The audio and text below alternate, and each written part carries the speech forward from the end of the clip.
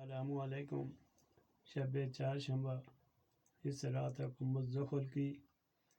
اس رات بیمار ہونے والے مریض پر جنات کا سایہ ہوتا ہے، چاہے جنات گندے عملیات کی طرف سے یا الٹی پڑھائی کی وجہ سے ہوں، یا دشمن کی طرف سے چھوڑے گئے ہوں، یا امزاد بھیجا گیا ہو۔ امزاد کو تابع کرنے والا نور سے خالی ہوگا، امزاد کو تابع کرنے والا کبھی سکھ نہ پائے۔ امزاد کو فری چھوڑنے پر امزاد الٹ خبریں پھیلائے، قید کرنے پر عمل کا دشمن بن جائے۔ ہمیشہ حاضری کسی بھی زندہ روح انسان پر ہوگی، اس کو استعمال کرنے والا زیادہ الٹ کام کے لیے استعمال کرتا ہے۔ امزاد کا سیدھا کام بہت ہی کم، الٹ کام زیادہ۔ اس کا تعلق جنات سے یہ اس روح چہرے میں حاضر ہوگا جس چہرے حلیے کا وارث اس کا عمل ہوگا۔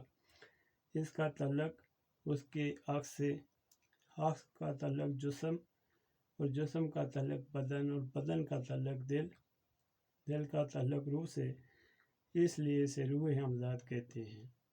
امزاد کا تعلق تباہی، بربادی، جھگڑے، فساد، قتل غارت، ہلاکت، ورگلانا، ہونیکی کا کام بہت ہی کم۔ اور دوسرے روپ میں امزاد کو شیطان سے لقب دیا گیا، اس کا پجاری شیطان ہے۔ اس رات بیمار ہونے والے مریض کے پیٹ میں درد ہوتا ہے اور وہ مریض خوف سے کانپتا ہے۔ تعویذ تقریر پر موجود ہے، لکھ کر گلے میں باندھیں۔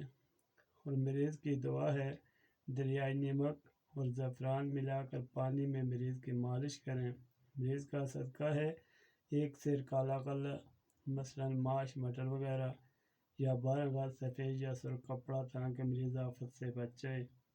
اگر مریض اس کا صدقہ دینے والا غریب ہے تو 1.25 سیر آٹے سے روٹی پکا کر تقسیم کر دے۔ لکھنے کے لیے بسم اللہ الرحمن الرحیم، اللہم جعلنا بہین کل ایام یا ارحم الراحمین و یا لطیف یا تفقل دین ورحم لقد ربک یا ارحم الراحمین۔